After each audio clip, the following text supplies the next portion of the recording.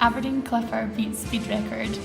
On the 4th of July 1865, the Thessaliniki Clipper of 60 metres in length and with 3 masts, built by Aberdeen shipbuilders, Adam Hall and Sons broke its own previous speed record for the voyage from Canton to Liverpool, with the Clipper reaching speeds of up to 18 nautical miles per hour.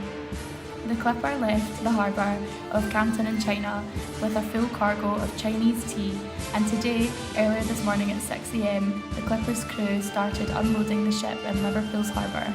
This beautiful sailboat broke its previous speed record of 111 days and 8 hours for the Canton-Liverpool crossing, with a new travel time of only 106 days and 22 hours.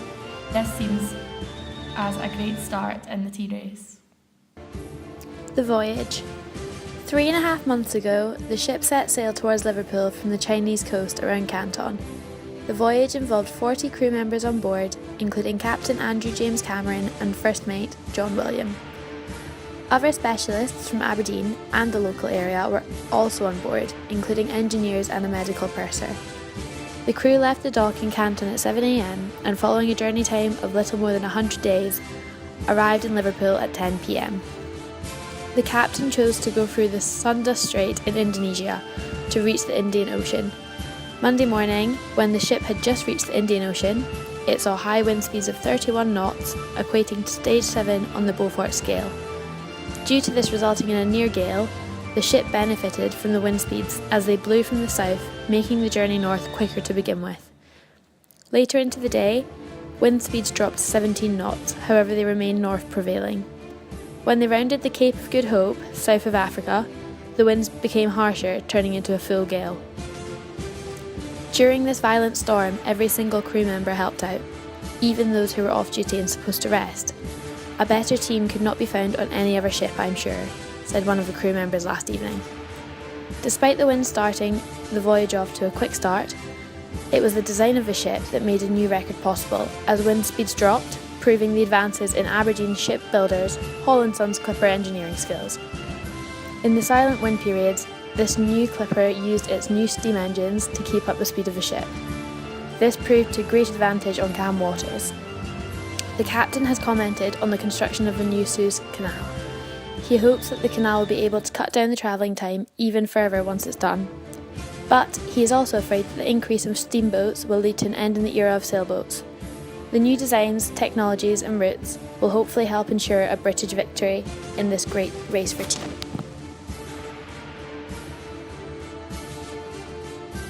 Impressive advances in ship design.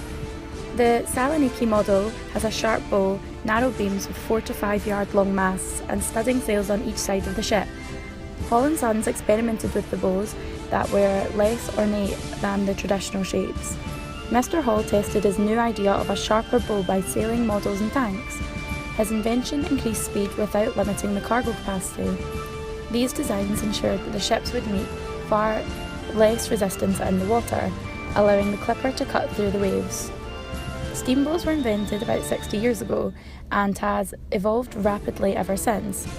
This is what allowed for the faster travel on smooth waters when there was no wind.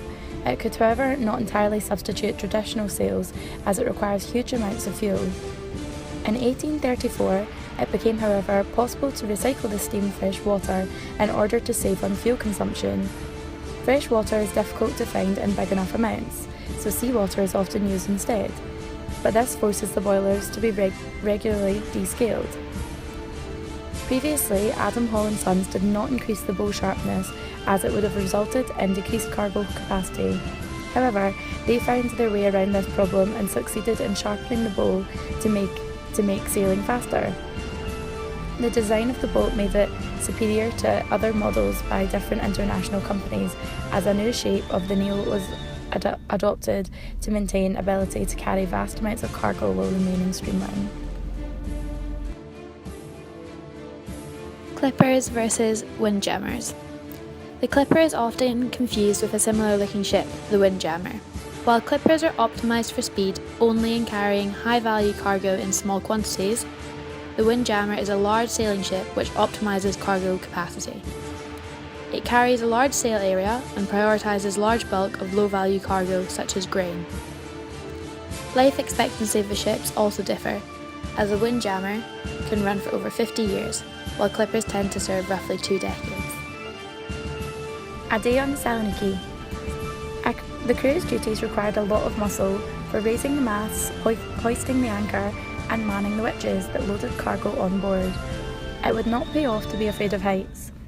A day on the Clipper was usually divided into watches, with each crew member alternating 4 hours on and 4 hours off. Being on night watch could sometimes result in trouble staying awake, mentioned the captain when we spoke to him this morning. When they were not going out on open water, the crew had to help maintain the ship. The rigging had to be repaired and the masts had to be oiled. The flag sails also had to be repaired and maintained. Every ship, no matter how well built, still took in water, so the ship had to be pumped every day. And at least once a year, the ship was recockled, taired and painted. Next objectives. We asked Adam Hall & Sons Company about their next objectives on the technological field and the development of their company. Our main fields of research concern the sails, mainly their shapes and the materials. For the moment, these improvements are still at the experimental phase, therefore it's confidential and I can't tell you more at this moment. Concerning the development of our company, we hope to increase the number of ships built by 60% in the next 18 months, and begin the development of steamships, which appears to be the future of the maritime commerce since the project of the Suez Canals. And another important objective is the participation in the Great Tea Race. I talked with the engineers of Robert Steele & Co. from Greenock. They are developing the Ariel, a clipper made to transport an important tea cargo. The next year's edition already looks very competitive. It will be hard to beat it.